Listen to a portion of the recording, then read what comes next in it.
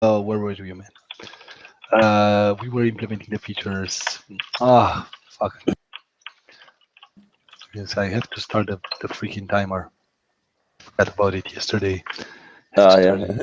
it. Yeah. So, Code implement demonstration. Okay, great. Got it. Swagger locally is not working. Let me minimize this window so we don't get that wonderful effect. Move this out of the way. And here it is. the compis stuff. Sorry? Compis stuff. No, it's no, actually. So it comes I in don't- built into GNOME. Right. Okay. So so where were we? Yeah. Um, we were designing our resource, right, for the followers, and we said following. Yeah. So we said, oh, I'm on master. Switch the proper branch. What branch was it? Okay, I have a million branches. Let me see. It's 10990. Okay. Boom, boom. Check it out. Okay. So so we have our following, right? And the deal is we have to call something like this, right? We have a request. The test we Yeah. were working on is like v1 me following 42. Okay, this means that the logged user will follow user with ID 42, which is great, but it wasn't working, right? Last time we checked, Yeah. we were getting this creepy error, right? So Yep. you get a chance to look into it because it's really silly, like all errors usually are. Uh, the problem was that I forgot to put the description here. So Uh, the parameter optional description. I didn't know what to do with the Uh, operations. yeah, yeah, Right. exactly. Okay, okay. So now it's following with no root matches. Okay, so we have no root matches. Me following 42. Okay, because the problem is we need a root param, uh, user ID, to, and inside that root param we put we put Okay. our we put our put, right. Now we should get to it, right? And now it says, okay, so I expected, I expected 401. Gives Uh, 200. I, I got 200, right? It got 200 because, right? Um, let's make this a string, the decoder strings, right? So it was okay. The response was okay, right? But it shouldn't be okay because the user needs to be authenticated in order for this to work, right? It doesn't make any sense to follow a user if you're not authenticated, right? Exactly. So let's make this test fail for good now. Now we have a failing test, right? Great. So now how do we make this test pass? Well, that's simple enough. What do you think? How do we make this test pass? Um, We had you identification. have to add authenticate stuff. Run Yeah, authenticate helper, right? yeah, exactly. Or out. Yeah. Whatever it's Yeah, called. yeah, yeah. Yeah. So we'll use the out. I'm not sure if I put it here or I put it. Okay, so we got the expected string, but got the string. Yeah, because yeah, that's this is silly mistake. See, if I'm using I use expect to be 401. If you use B, it expects the same object, right? But they're obviously different objects. They're obviously right. So Right. we should use is the equality operator here. So use equality operator and our test is passing, right? Okay. So right now we tested that our API is authenticated. This is great. So far so good. So let's say uh, following API call. Good, great. Okay, so that's behind us. Let's see here. Okay, when the user is authenticated, right? This guy put following. Okay, let's get our request in place. Uh,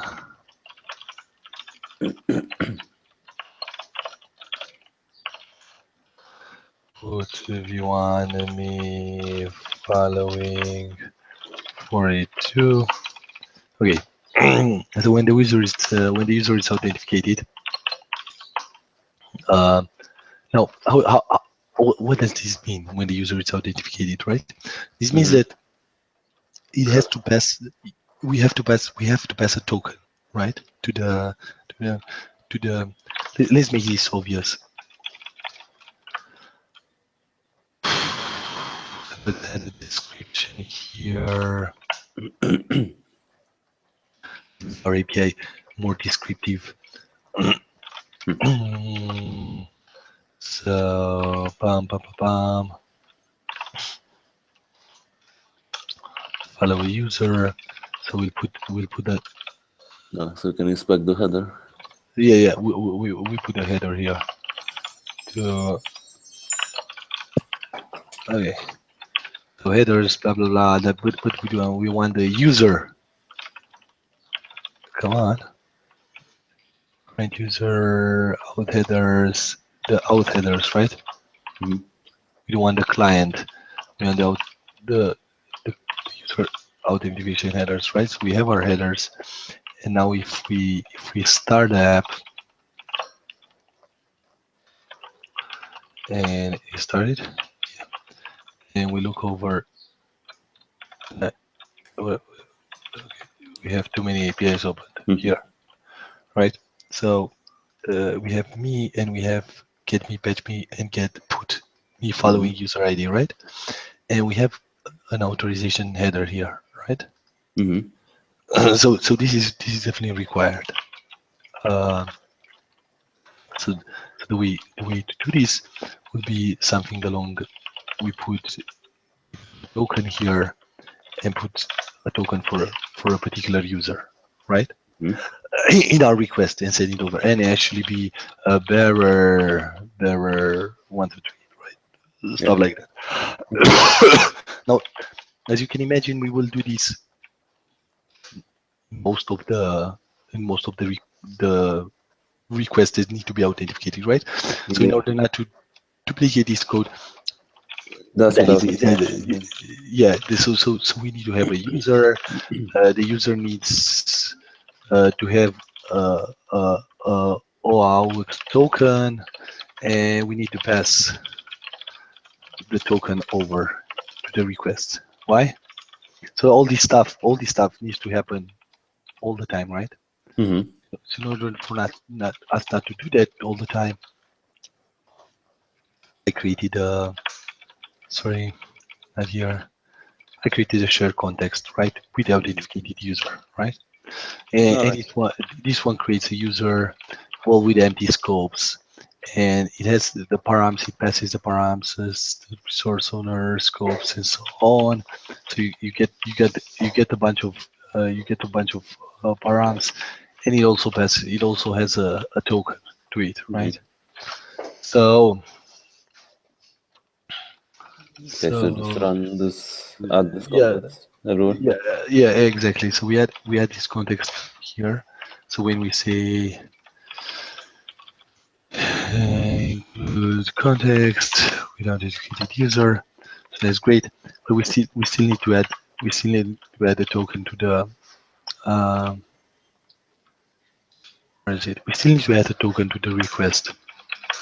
So that the context only creates the boilerplate, like it creates a doorkeeper application, it creates a user, and it creates an access token for that. You have to fetch it and pass it on, right, to the. Exactly. So it creates the user token here for that particular application, right? So we need to fetch it and pass it. You're totally right. And okay, right. We then need token, and our requests need to be changed. Okay, access token like this, token. Okay. Token. How is it carried? Yeah. That's weird, because I'll show you.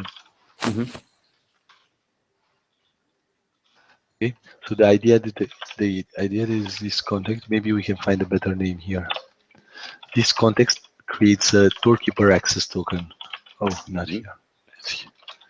Let's see. CD. Let's make console.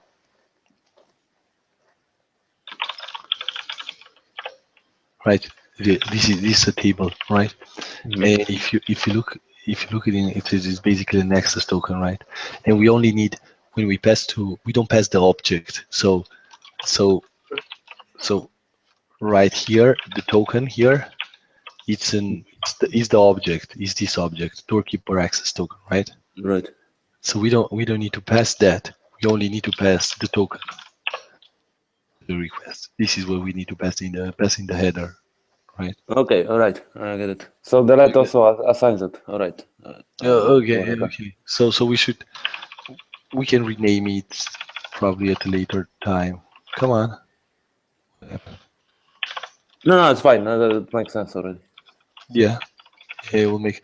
So this is like token is the object and token here is the actual field, right? So I was just wondering that you include context in context. Wait a second. No, it's fine. Sorry. No, it's not fine. You're right. So I'm including the context. I'm including the context with authenticated user here, and I'm using this stuff up here. Yeah, which is impossible, right? All right. Right. So that the way we do this, we put the access token, and we pass X. Eventually, let's not do this. Let's just move this here.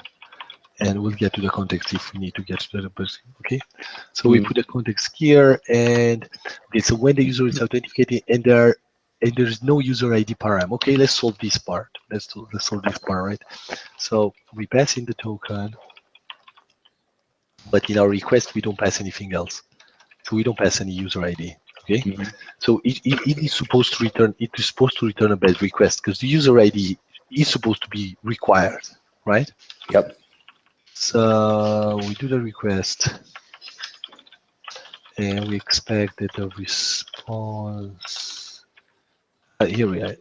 Response to be bad request.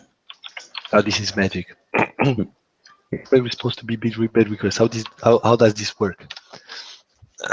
Do you know the same request, right? No. Or yeah. But like the one from the same context, it just changes it, right?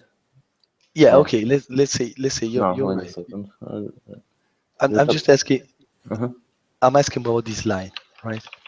How do you think this line works? Expects response to be bad request, right? Because it's a little different from this one. Here I wrote expect response that code to equal 401 unauthorized, right? The bad request code, I think it's 400 or something. It's 401, I think, isn't it? 401 should be unauthorized. No, resource not. I can't remember. Web response codes, and there's a lot of them, as you can see. Already checked them out, and the 400s are errors, right? No. Okay, so 400 is a bad request, right? 400 is right, it's an unauthorized. How do you know about that one? I'm a teapot. See, there's a response quest 418, right? Okay. And it says there is specified that the code should be returned by teapots requested to brew coffee, right? So when you're when you're a teapot and you're requested to brew a coffee, you're supposed to return this code. Never seen this one. Yeah, you don't see it in the wild too often. You're right. But usually you look for a specific one, right? This one is definitely in the. So this one is in the specification. So it's a real response. It's a real response code. Nice. Yeah. Okay. So with the trick is here. You don't have too much experience with RSpec. Do you have? Not so much, no. Yeah, the trick is here. I'm just wondering why would you not just look at the code and both requests. Why would you use the name kind of? Yeah, because like, okay, there are the reason is it's kind of clear. Expect response to be bad request, which kind of sounds like in English, right? Except you have like this little parenthesis that we can even remove, right? If you remove this parenthesis, yeah, it's very close to, yeah, it's almost like a sentence here, Right. which is pretty cool, right? But how does this happen, right? Because Nikos was here, he will love this. He loves magic tricks. So so basically you know the methods with the question marks. Yeah. So instead, say you have a life, right? Okay. So the response object has a bed request. All right. Okay, and then when it obviously returns true or false, right? And then when RSpec receives something like this, bad request, he checks the object if the object responses to bad request question mark, right? Right. So the object responses to bad request question mark, right? Then It's response net HTTP object. yeah, it's HTTP response right. object. Okay. All right. So that's clear. Okay. So he goes run the test and obviously fails because expective test, it's a test response, right? Action dispatcher test response to bad request to return true, but it got false, right? So in the magic is dispelled here, you see, because it actually checks the bad request under question mark method, right? So exactly as we expected it to be, right? So how do we make this test pass? Usually, and this is the last time we're doing this like this, you are supposed to fetch the code and make the test pass, and then write another test that fails, and I fetch it, make it pass, right? So this is how it's supposed to work. But right, not other way around. So, but right now, let's just do it like this. But definitely next week we should have a session where we work more interactively. Or if you want, we can start it from now, so you try it around. Yeah, we can start now. Yeah, we can start now. Okay. Sure. So okay, go ahead. Fetch the code. So you can fetch this branch. Once you can fetch it from patron. You mean one writes a code and the other fills it up? Exactly. So we do more interactively, right?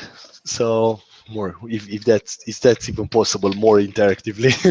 But like write some code, get a feeling for it. Okay. Yeah, that sounds like a good exercise. Yeah, especially in the morning. Yeah, especially after like 4 hours of sleep. Well, I don't. Yeah, let's do that. I don't get where you guys sleep so late. I was in another city yesterday for dinner. Oh, I see.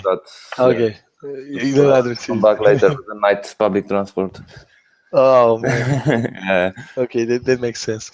Okay, so now go ahead, fetch the code, and share your screen with me, so I can watch this time. Sure. Let's see. Everything started. I'll stop sharing.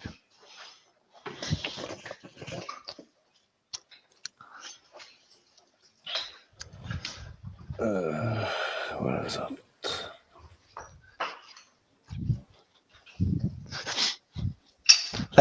Like you've seen in order for this to work, you've seen how I do it. I talk out loud, right? Like I'm not sure about stuff, I tell you. I think about stuff, I change my mind about stuff, right? This is like we do it in real life. This is not It's a process, right? So yeah, exactly. So unfortunately, learn as you go. yeah, exactly. So unfortunately, it gets recorded, but hopefully not. Hopefully nobody will be critic about it, or if they be, maybe we can set up another one once everything is ready. That's Yeah, no worries. it's gonna take a moment. Yeah, no worry. Don't worry. Just do it like source. This is source 3.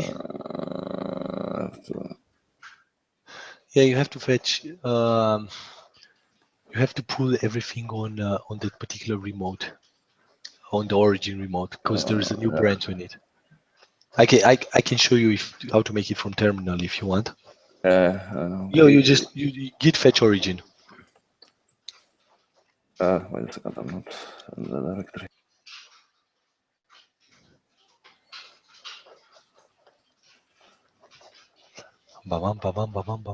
Huh?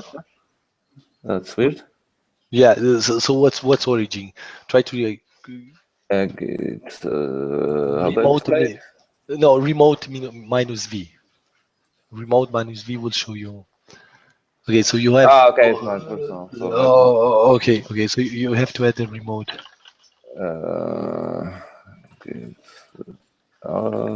Could you remind me syntax so it goes faster? Git remote. Remote and just address, right?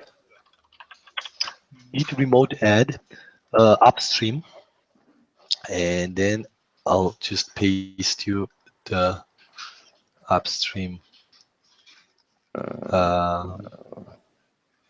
the fuck is it? Somewhere on Git. Here, go look.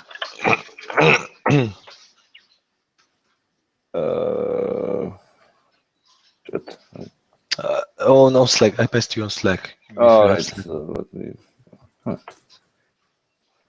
Yeah, I restarted. That's why. Because I usually have all the tools started. I'm like wondering why nothing is running. If Charlie Parker was a gunslinger, there's I missed it. There would be lots of dead copycats, I think. I see. Okay. That's good. Okay. Upstream. Yeah, upstream this time, right? Great. Now that's better. Yeah, there's the branch. So in order for these two, you need to check out the upstream branch. Yeah. And this you can do this by git checkout minus capital B. Okay, but you also need. You created an empty branch. So the way to do this. This is a new branch on my bot. So the way to do this, you have to check out now master again. Git checkout master.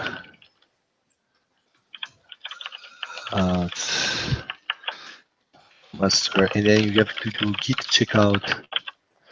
So the idea is minus B, and you give it no, it's capital B. You give it the name, and then you give it the upstream, right? So check out the Slack. So you go. You see, you go minus B, the local name, and then the remote that you want to check out. So like the remote that you want to. Okay, so but it's the full name. I only put the first 3 letters. Sorry. So yeah. Don't worry. So yeah, I just no. Yeah. I know. And you should be able to fill it 106. Yeah. Over here, autocomplete works, but anyway, maybe it doesn't work. Yeah. Okay, great. Would that be correct? Yeah, that's great. Right.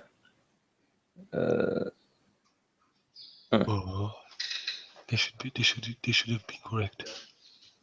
Check out minus B. Right, because right now it's ambiguous because you created you have a local branch that's upstream, so you have to redirect it. Branch minus D capital D, I think. Yeah, capital force it, and upstream that thing. No. Upstream. Where was that?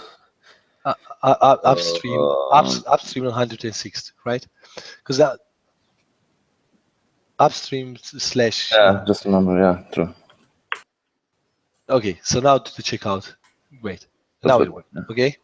Okay, great. So you're on the branch. I know. Pop up your code editor, and let's see the.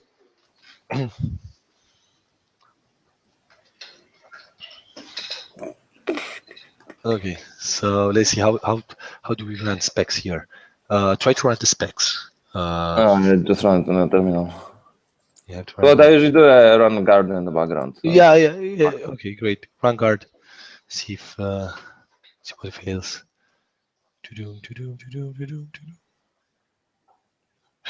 No. Oh, right. RSpec. Type RSpec and press enter. Yeah. Oh, what? Okay. You're missing some gems. Spec. No, you're missing some gems. You need to do a bundle install. Indeed, I updated the branch. Yeah, you changed the branch. So we have another dependency, multi-part post. What is this one doing? Do you know? I don't know where it comes from. Let's see what it has. Foreign die. Koala. Koala, yeah. Okay. Koala is for the Facebook login. It's, Okay. it's the Facebook API. Yeah. What was the Faraday? I know this one. Yeah, and the same. It's just to That's also sign up, right? yeah, the a wrapper around HTTP calls for Ruby. And now this will work. Oh Okay, yeah. so it Not the looks like- database. Oh man, connection refused. Start the database. PGCTL.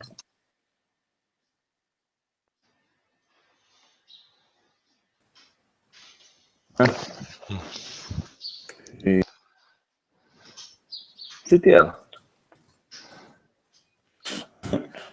Look at it.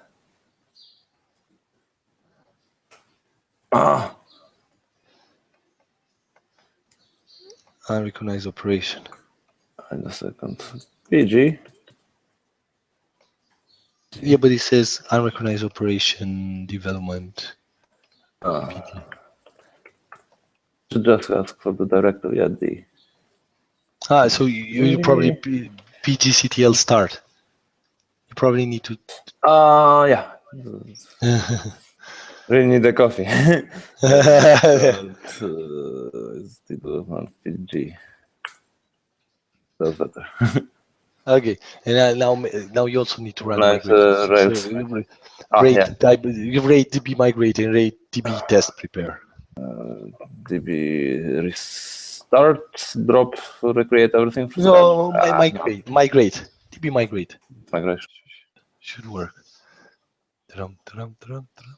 Right. Okay, and rate db test prepare. So the database, the test database also gets. Okay, so now we're good. Now you should guard and everything. Or run RSpec by this. Okay, no problem. See the spec thing. Salute. No failures. Why don't? Well, maybe I didn't push. No, sorry. I didn't push the failing spec. The failing spec for the params. Okay. And anyway, this is a good. No, it's a good. Yeah, you just a good git exercise because you weren't at the git workshop I put, and this is great actually. So you do a git fetch now on upstream, and new stuff should come along, and he says, "Oh, come on, don't be a bad upstream." No, I know, I messed it up. Push Patron. Sorry. No, here we go. I pushed on origin instead of Patron. Do now a fetch.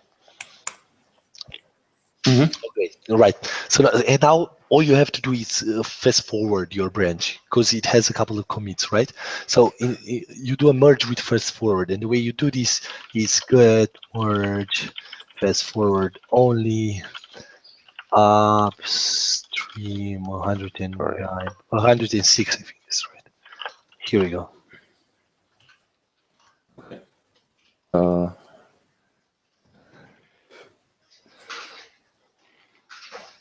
Minus F minus only. Okay. And it doesn't autocomplete work yet. Try it out. It worked. It looked like it worked. Yeah, okay. Run RSpec now. Let's see. RSpec. Pam. And now we have probably running Garden. Okay. Yeah, no. Yeah, you can. Yeah, okay. So expect the response to be by request. See, and you can probably run guard now. So we have this failure. We have an offense extra space to take the body beginning. Okay. 5-1. Okay. I have an extra space here. I don't see the space. It's between we could include context and the next context. There is an extra line. It should be there. Yeah. 9-1. This one, just remove it. And 5-1. Why does it complain? It doesn't like the line here. No, I don't know why does it like that. Anyway, yeah, put it. Okay, so we're good. No offense is detected. No running RSpec. It's running spec, and the spec will fail. Bam. We need to fix the spec. Go ahead and do it.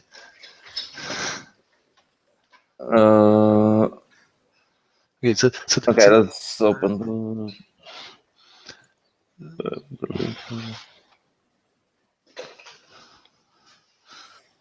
so that's test, and let's open resources.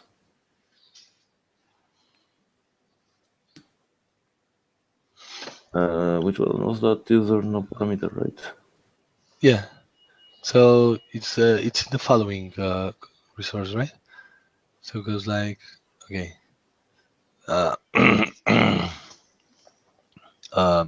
We need to ensure that the user ID is required. Yeah, we need some validation, right?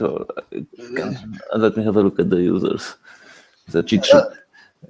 Yeah. Exactly, the params things, exactly. Yeah, I'm not very fluent with this framework. Yeah. Getting there. Exactly, but the trick is that the trick is to know where to look for, and this is exactly what this is exactly what. I look at something that works. Yeah, exactly, this is exactly what I do all the time. Where do you have it? Description. Okay. So we have the description, and we need to put the params with the requires for after the description. Here, this one's interesting. Shouldn't OAuth go earlier? Oh, it doesn't matter. Before we verify parameters, or I don't think it matters. Or the order doesn't apply. The order doesn't apply. Yeah. Okay. The order doesn't apply. So it's user ID, user ID. Let's put a more descriptive. I'll go with a more descriptive thing, and don't use update.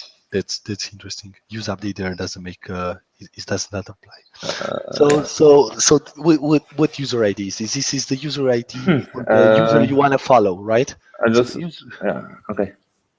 Sorry, go ahead. So it'll be the user ID for the user you want to follow. That's it, and it's pretty clear.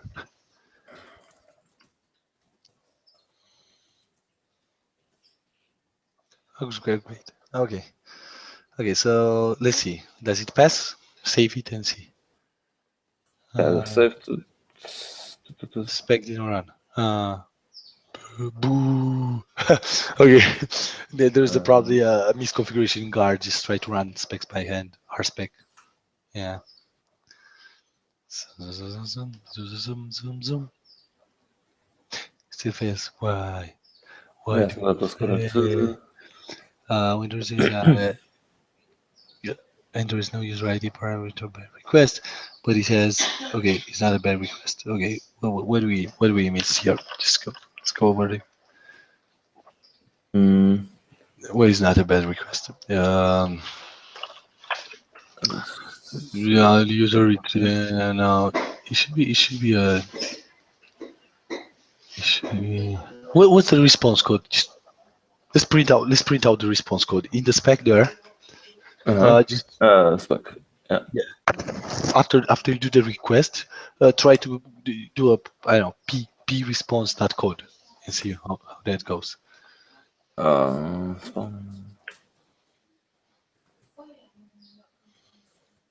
Yeah, that's a good one. Oh, so that worked. It works when we change the spec. It doesn't work when we change the. Yeah, it just. I don't see the print. 200. Yeah. Okay, so it's a 200. So definitely the require doesn't work. So can you start the server? Sure. Let me open another one.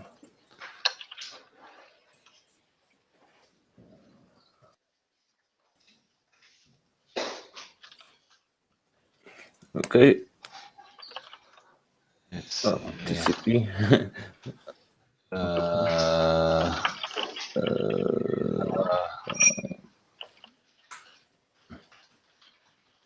Push. Okay, it's /docs. /docs, yeah. Okay.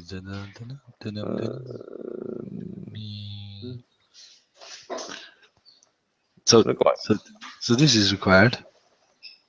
So why doesn't this work? Oh, that's interesting.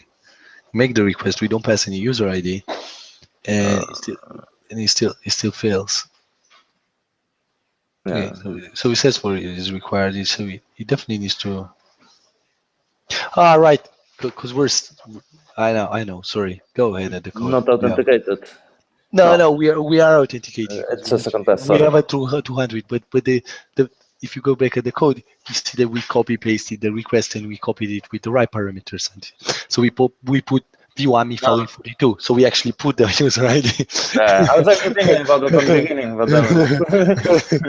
So right. So you can delete the P now, and because everything should pass, right? Let's see. What is this?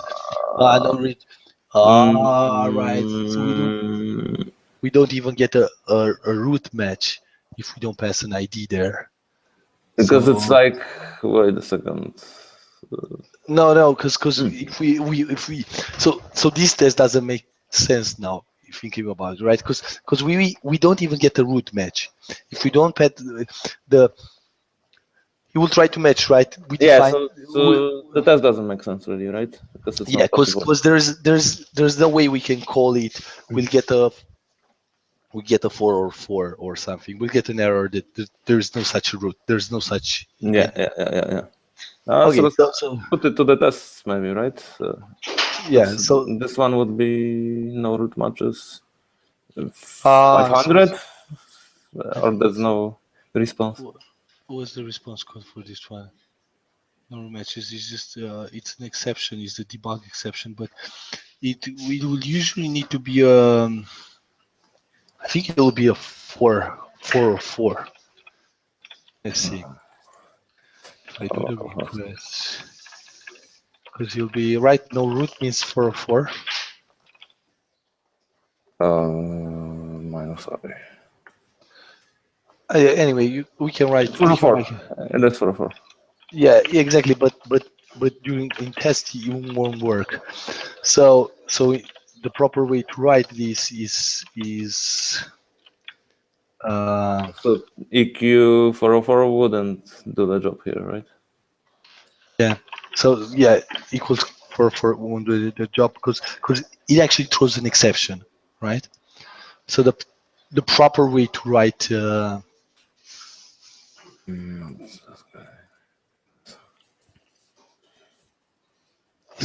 it will still throw an exception. So the proper way to write this, it's handle because we handle routing errors Let's see where we handle root. We should handle somewhere routing errors. Ba-bum. So in our defaults, now in our root, rescue from status validation errors. Our record not found, unable to find. Okay, we handle. Okay. So you're right. Your test is good. Let's leave it like this. It should be a 404. Yeah. Okay. But delete the P because we don't need the P, right? Yeah. Okay. But you will still fail. So if you save it and you will still fail, because it throws an exception, right? It goes like and it throws an exception, so it doesn't get to the response, right? Mm-hmm. Okay. So what would be the best way to handle this? So if you look into root RB, right? In resources root RB. Mm-hmm. Blind. Here it is. Yeah. So we have here a general rescue, right? Rescue from all. Okay. And in case, like for example, in case of unauthorized, Okay, we return cannot. for either. Right. Okay. So in case the exception class. So we already. Oh, 1 second. 1 second. Look, we already have a 404, right? When the exception is a record not found. So basically, when active record doesn't find the record in the database, we return a 404, right? So we can use that. We can fall back to that case, right? Yeah, makes sense. So, because indeed, if you don't pass parameter, the record won't be found, right? So exactly. That's logical. Yeah, exactly. But in this case, there's no root match. So my idea was just to put in the exception there. I'll just add it here. I mean, the routing error, right? Exception. Is it like a array thing? So I can just add another one? Yeah, I think so. Okay. Exception class message. From the routing error. Okay. I think. Yeah. Use single quotes, please. Your Robocop will be unpleased. All right. My go-to is double quote. Yeah. Okay. So right now. But indeed, it's single everywhere. Yeah. So right. Let's run the spec now. Now we have a France expect. I doubted this thing.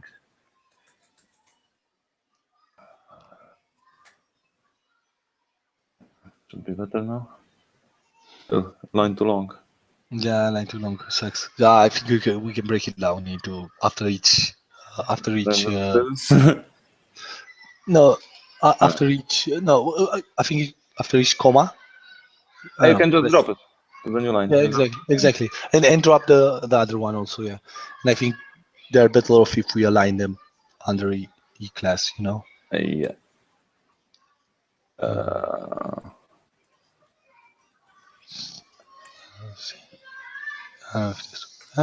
Yeah. It's half tab, but right. Let's see if guard is not gonna like it. My space 28. What space? Where's the space? What space? What? Where? Where? What? 2854. Oh man. This guy. All right. Okay, great. RSpec and selection. It should just run now, no? Yeah.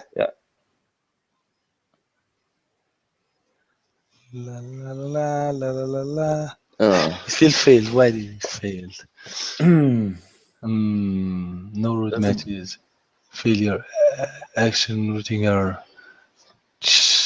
We didn't catch the exception. Why didn't we rescue from the exception? Go back to the code. Why? Looks like this guy didn't pick it up, right?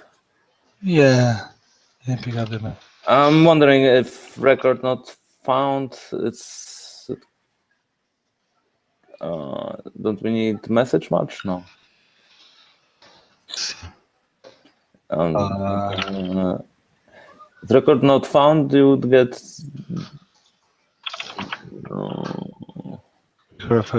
It's. Oh, yeah, I don't know why. I mean, it goes in line with these, right? Yes. Yeah, exactly. You should match it. Anyway, it does match it. Maybe it fails. It fails before it gets to us. So it fails before it gets to that matcher. Yeah, looks like it. It doesn't reach the rescue from all stuff there. So yeah, it's earlier stages. It's actually Rails dropping it. Yeah, exactly. Probably Rails is dropping it. It doesn't even reach Grape. You're right. How it just totally sucks. So even look at it's active record. Yeah, looking at finding stuff. Looking at the trace. So I'm sorry, I don't think we have. I don't think we need to test it, right? If there's no root, then there's nothing to test really. Yeah, because we're testing it. We're testing the framework, so this doesn't make any sense. I mean, the framework should have a test for no roots. We don't have to worry about it. So yeah, we don't test it. We drop the test. It was nice that we have it, but it doesn't. It was a good exercise for sure. Yeah, it doesn't apply. So you should probably. What do I do with this exception here? You should probably remove it because there's no.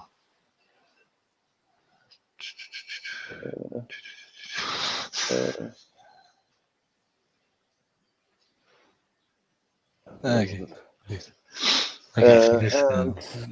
Let's see this.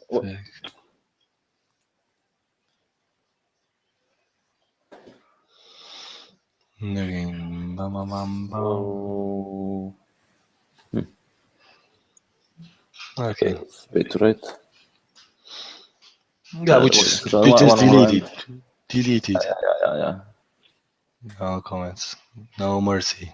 Okay, so comments are safe. And the user we want to follow exists. So so that's the tricky part, right? Let's go with the other one, and the window. And the user we don't, and the user we want to follow does not exist. Okay, so let's write here the request with the user 42, like exactly the request we had previously. Okay, so let request blah blah with user 42, and obviously there is no 42 user, so we should return a 404. Yeah, now this one should work. This should try. You'll try to find the user in the database. He doesn't find it, and it just comes crashing down in fire. Blah blah. Okay. Oh, if and you also if I give it a string here instead of the number. How do you do that? Like this, but it wouldn't be ID anymore. Okay, it doesn't matter. Yeah, exactly. Put the ID there. Yeah, you don't forget about the access token. Access token. So it was access token in the parameters there for. Yeah, comments. Would be handy now.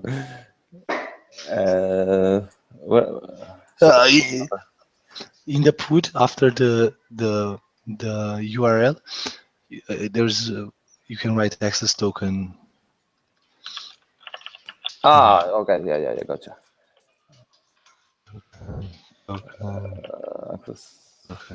Underscore. Yeah, token. Exactly. I gotcha. Yeah. Okay, so now. Okay, so now we do this request, and it obviously will check for a user with that interesting ID, and the response should be not found, right? So we Oh.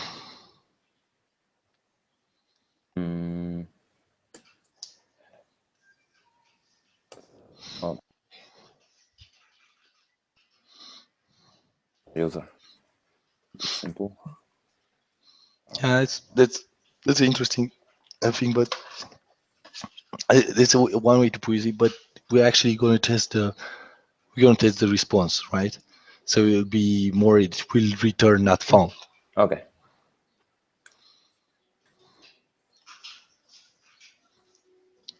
Right. And now we can test. We can write it.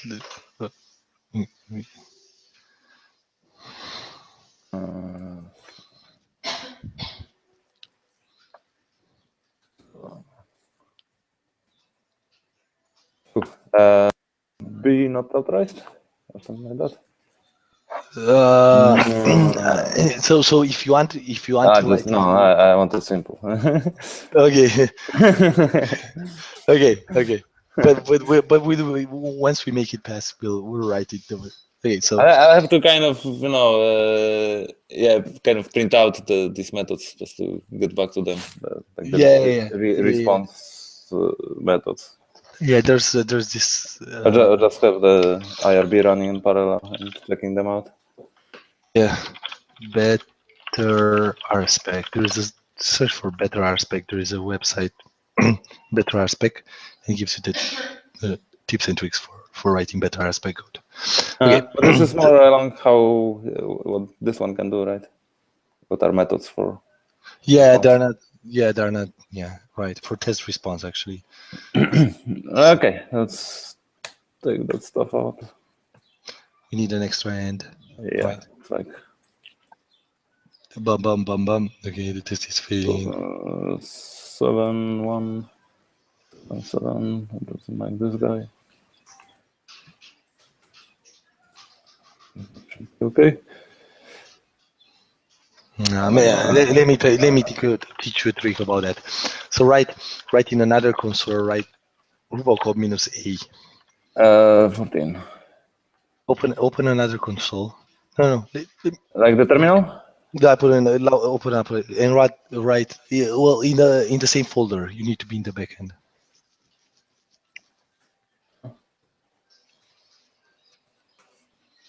And write Rubocop -A. Lowercase. Yeah, and that autocorrects it. So it will. Yeah. I like auto. So it corrects the trailing spaces because it's a little weird if your editor adds trailing spaces then you can use that. Also, I'm sure actually because TextMate has like these grammar stuff it can also correct, but I'm not sure if it's probably not as precise as Rubocop. Yeah. Yeah. So yeah, okay. So 404 our test is we get 200, right? So how do we make this fail?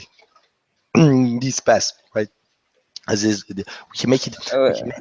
Yeah. Why did it get 200? Well, we get 200 because we get 200. There's no code in our method, right? Our method just passes through, and everything is just fine. Right?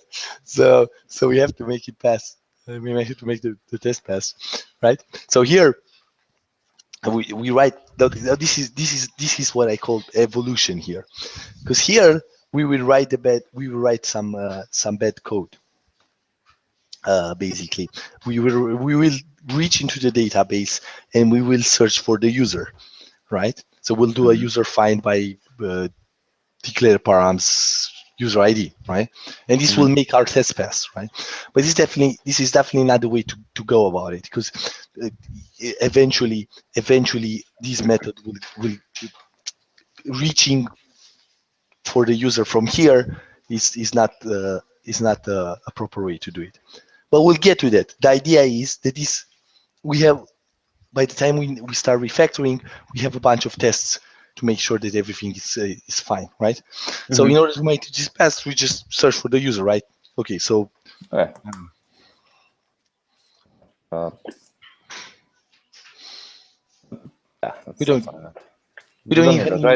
we don't have to assign it to anybody right now, yeah. Okay, how so just user ID? So yeah, so you have the Okay. ability to declared params, so you can use this. Oh no. So you either have you have declared params, and these declared params kind of returns you a hash of the, you see, the It's like declared sorry, declared params. Okay, so you have like this.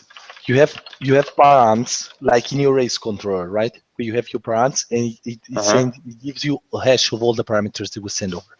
And you have this method declared. you go declared, and you pass in the params, and it just filters that hash. Okay, yeah. With only the params that you declared there in the params do, right, in the method. Question though, why is it done here this way, not through an active record object? Yeah, this is interesting. We'll get to this part, because this is the part. This is the part. This is the tricky thing. Yeah, it's like I'll quickly show you how that looks. But let's make the test pass, and then I'll explain to you. Okay, why. sure. Okay. So following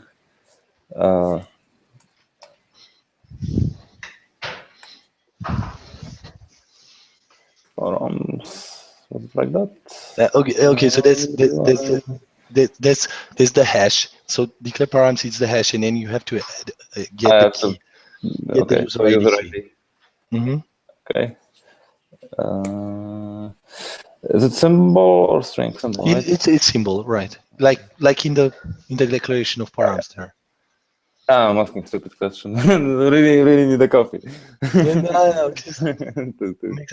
You haven't used this before, right? It makes sense. I'm not sure. So active record and all that stuff, Rails stuff. Yeah. Okay. I'm just not familiar with RSpec and great. Yeah. Anyway, I'm not a fan of. We'll get to the problems that active record presents, and I'm not a big fan of it. I mean, neither, to be honest. I prefer for Elastic. That's why. Yeah. Okay. So we save this, and the test passes, right? Let's see it pass. Yeah. No offenses. No offenses, but it's like. That's respecting, right? Rubocop job, huh? Yeah, and I'm not sure why Gar doesn't work. It does. Whoa. Okay, the test passes. Okay, so that's great, because it passes to like, okay, it tries to find the record. It doesn't find the record. It throws an active record not found exception, and then it goes to that rescue from thing that I showed you in root, and it returns a 404, right? Pam. And this is what we tested in our test, and everything is great. Now we have a couple of problems here. So if we continue the implementation down this road, we'll basically write all the code here. So we'll basically write. We'll query the database. We'll query for database from this endpoint, and then we'll use the present, and then we'll do some logic here, like, okay, add the follower, whatever logic we want to do right here. Yeah. So you're on two helpers, I guess. Yeah. So actually, yeah, this is not a great idea, and helpers are not a great idea also. I don't particularly like helpers also, because now I'm curious. Helpers. Like when you say helpers, I really need to talk to Nikos and Richard about this. They model these helpers in modules, right? In Ruby modules, and in my mind, in my mind, Ruby modules are used to share code between, right? To share code, basically, to share common code. To make it portable, that's right. It's a namespace. Yeah, but yeah, exactly. Well, share common code, basically. There are some people think of them as the workaround for multiple inheritance, right, in Ruby, because you don't have multiple inheritance Ruby, so you can have modules and you share this functionality between classes with modules. So I like classes. Classes is what I like. Okay, so let's say for example, let's look at another implementation. What other implementation you looked at? Interests, not interests. You looked at another implementation previously, and you asked me about it. Yeah, with the connection, the patron stuff, right? I guess. Let's see. No, in users RB. In users RB. Yeah. Okay. So let's. Yeah, I asked you about this. Yeah. Okay. So this is how it goes, right? So it has like this is operation related user management, and this is the way the ability to create a user, right? Okay. So when you create a user, me just 1 second. So there are a couple of things that you want to do when you create a user, right? So the obvious the first thing you want to do is actually create the user, right? Create the user in the database, but we initially get the user as only email and password, right? So like we create a user, we need to kind of update its attributes, because it might be trickier than expected to update the attributes of the user. I know, encode the picture in base64 or something, and then we need to send a confirmation email, right? For the particular, when we created a user, right?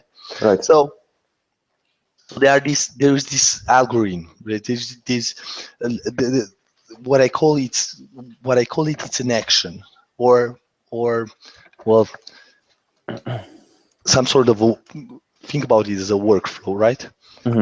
Create a user to the database, update its attributes, and then send a confirmation email. This is a workflow, right? Yeah. So I define this.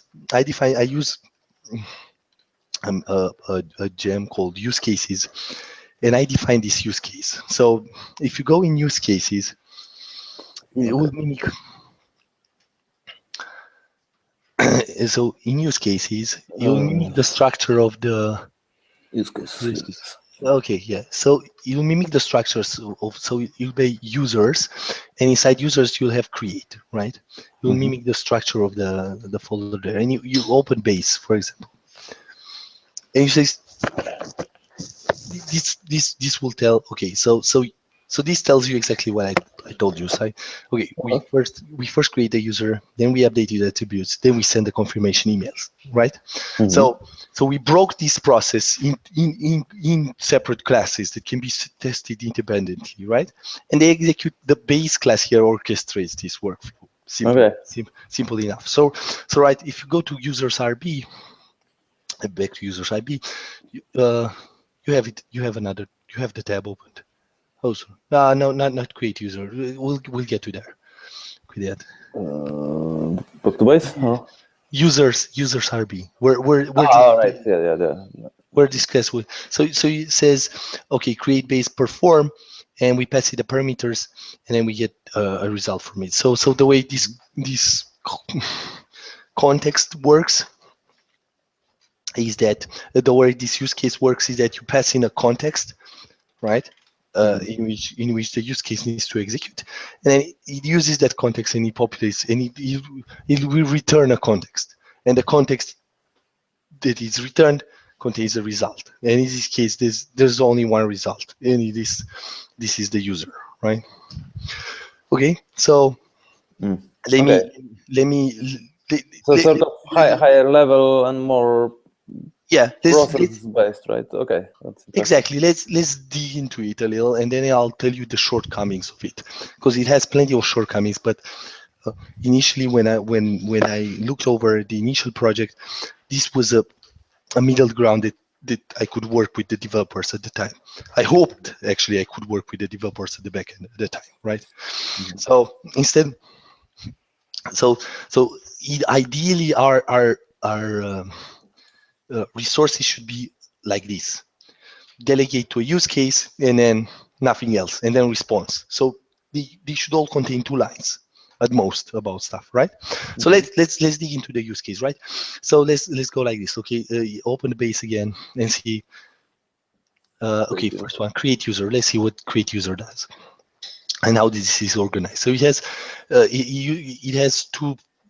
Use case usually has 2 methods, before and perform, but in this case it has perform. So this method will automatically be called. So when you call perform on base, it actually calls perform or create user, perform on update parameters, perform on send confirmation email, right? So here in the perform, we do. That's the first step. Yeah, we take the params for creating the user, right? And we create a confirmation token, right? That's the trick here. We create a confirmation token, and a confirmation token send at right. We add these 2 parameters which were not added previously, and when we save the user, we only save the initially when we create the user, we only create it with the email, the password, and the confirmation tokens stuff, right? So that's the user got persisted, and now we get to updating the attributes, right? So switch back to base, and this is the interesting part, right? Now the update attributes, it's taken from another flow basically, because these use cases, these building blocks can be reused between multiple workflows. Right.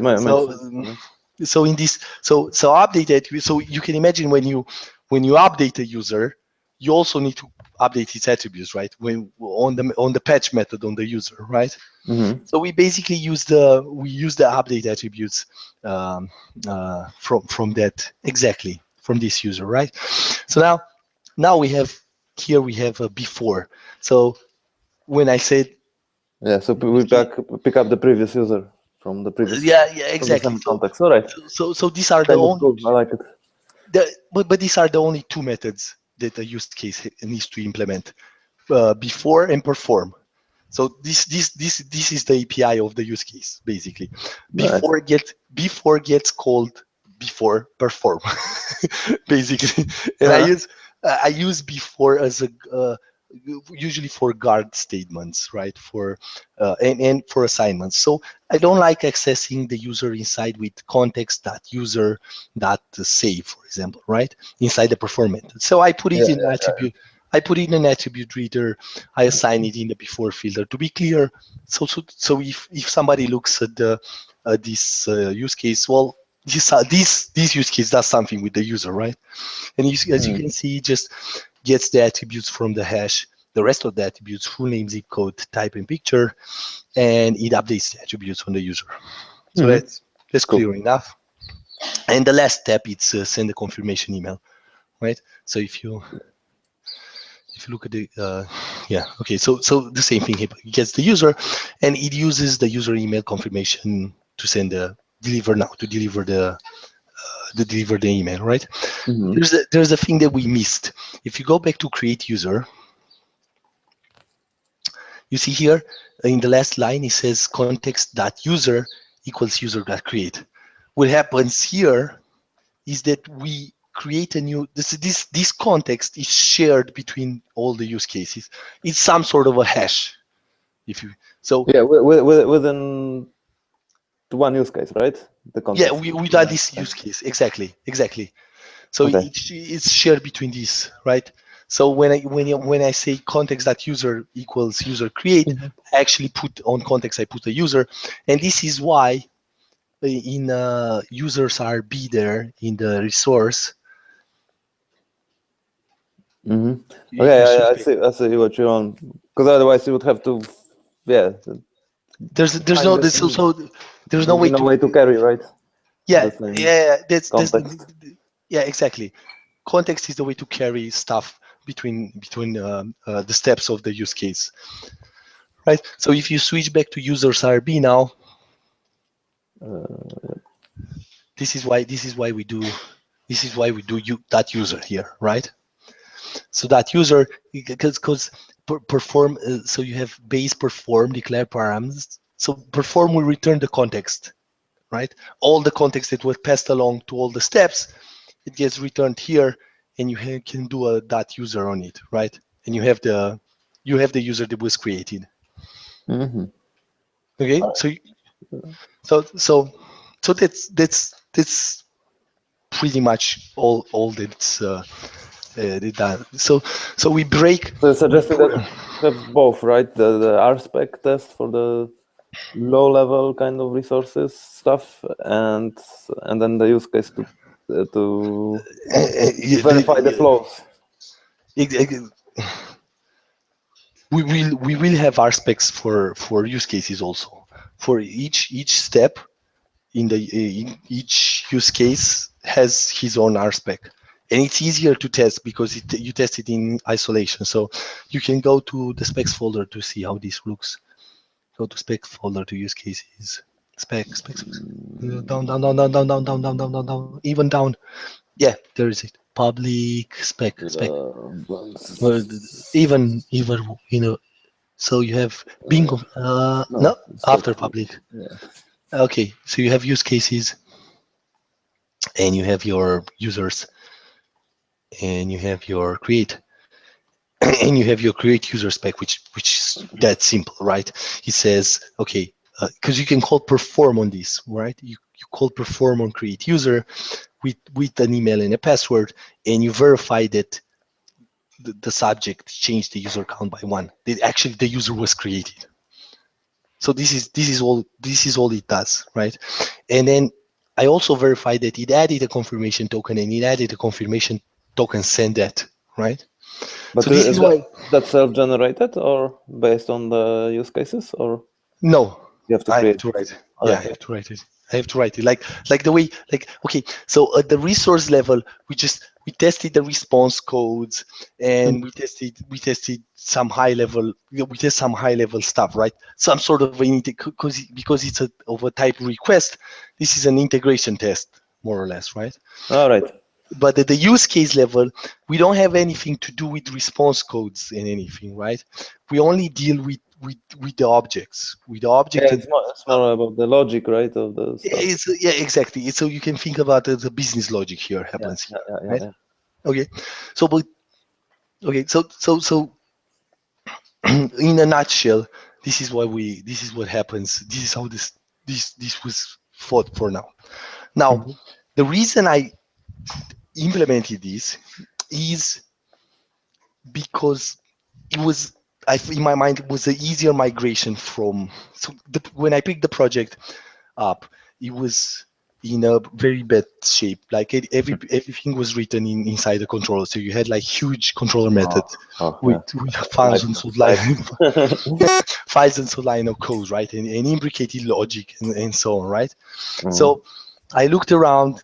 I talked to the guys who were in the project to see what the level was, and I came up with this use case. Sorry, right? Like, okay, guys, let's break it down into small logical pieces, right? And think about each piece individually, what it has to do, right? But this is by far not a great architecture, as Nikos already observed. The bad part about it, or the worst part about it, is the fact that it couples active record to our business logic, right? So these use cases are supposed to be some sort of like, okay, this is how we define our business logic, but instead of passing between use cases, instead of passing business objects, right, or entities or anything, an object, we pass active records around, right? Which is not really good, right? But as I said, it was a good compromise at the time, right? And it's no, it makes sense. There's more work, but It would help at later stages, I believe, when when it grows a little more. Well, Some CI maybe. depending. Depending, yeah, I'm working on the CI part, right? Great. But depending on the level of how comfortable you guys are with this stuff, we can put more in, or we can leave more out, right? Comfort level is something that it comes with time, right? No, but the idea is that we need to be efficient, right? We need to find a sweet spot between, like, okay, what are the people used to and what we need to do, right? And this, in my mind, this was so far the sweet spot, right? So the first thing that we need to do is write specs to make sure that the functionality we implement is right, and just break down. Don't write stuff in the resources, right? Separate the resources. Just delegate to an object, okay? And in this case, the object is a use case, right? But it can be anything else at the later. It can be anything else at the later step, right? Yeah, I like this approach. Yeah. So we can evolve. We can evolve from here. Like if we if we have a good spec coverage at a later time, and at a later time, but Nikos will help us. We'll be able to evolve the architecture from here, right? So with this in mind, with this approach in mind that I have, you need to play around with it a little. But I want you to look at Richard's pull request. There is Richard's pull request with in which he creates the messaging system. Basically, okay, you have to have conversations between. I'm quite familiar with this. Yeah, conversations between users and send a message and so on, right? And see how he approached it, because he didn't have a talk. We didn't talk before. I didn't get the chance to talk to Richard, and he approached it in a slightly in a different way. Okay, so you mean in case of use cases, or? Yeah. So he doesn't use use cases. He used the helpers. The first thing that you said, the helper modules. Now, I'm not. I think you should try to write a use case before. Let's try to write. If you imagine the use case for following, right? The use case for following will be like, okay, what needs to do? He needs to find a user. He needs to find the follower. You mean find a follower user, and then he needs to add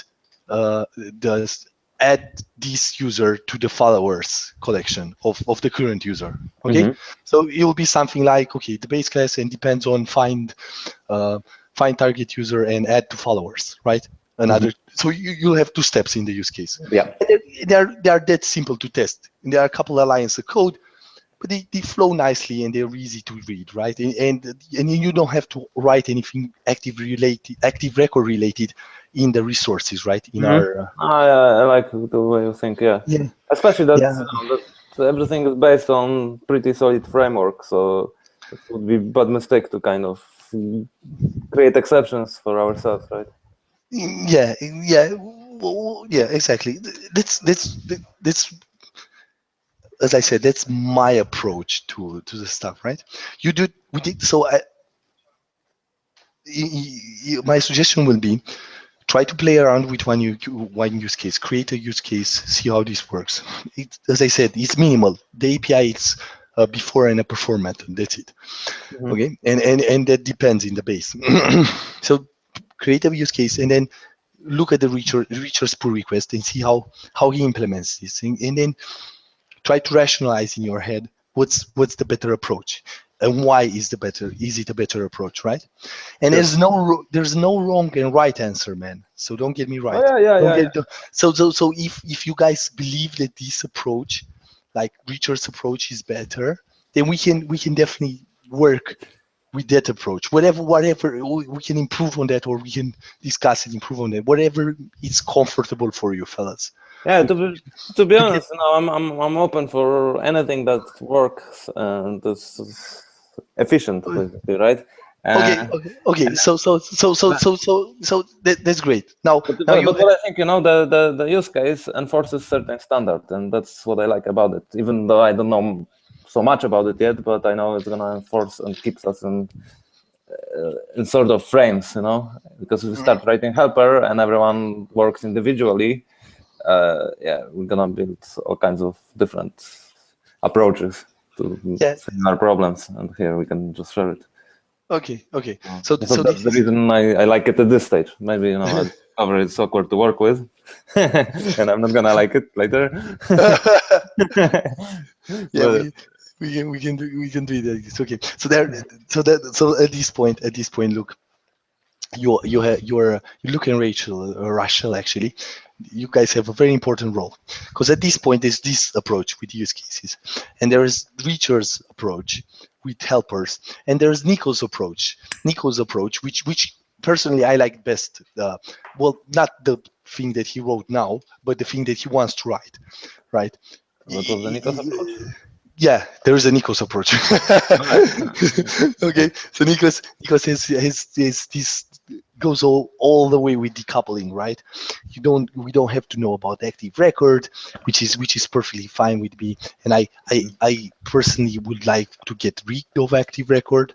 Oh yeah, I'm beyond that. Yeah, so we should use like there are simpler gens like SQL, which don't force you, and you can write a repository on top of that. To be honest, I would get away from relational databases, because that's. Okay, yeah, that's definitely a talk to have, but like if we abstract, we get rid of the dependency on active record, and we abstract the storage.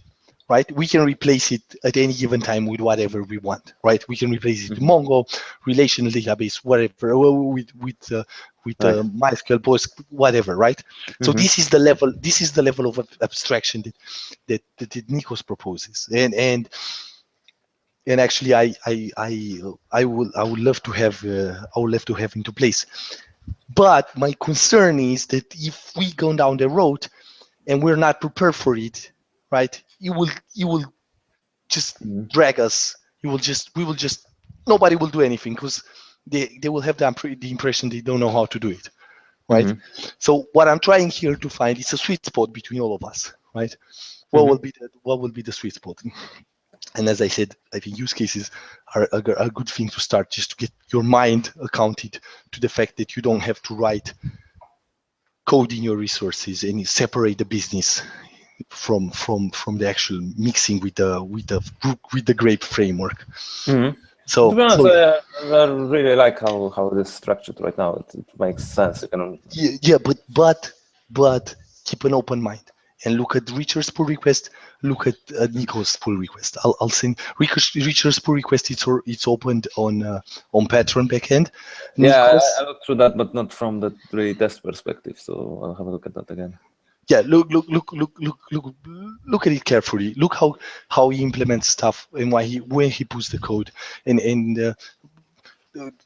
try to rationalize for yourself stuff. Okay, it would be great if you could ignore my comments, because I have a bunch of comments all over the place there.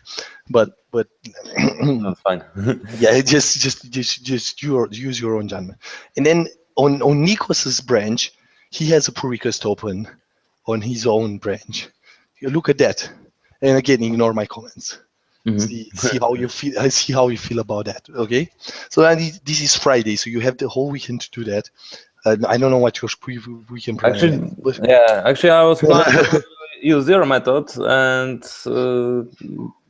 finish off a few more stories for that feature. Okay. Okay. And so because to me it's like, from high level point of view, like from what I know right now, and I just learned, thank you.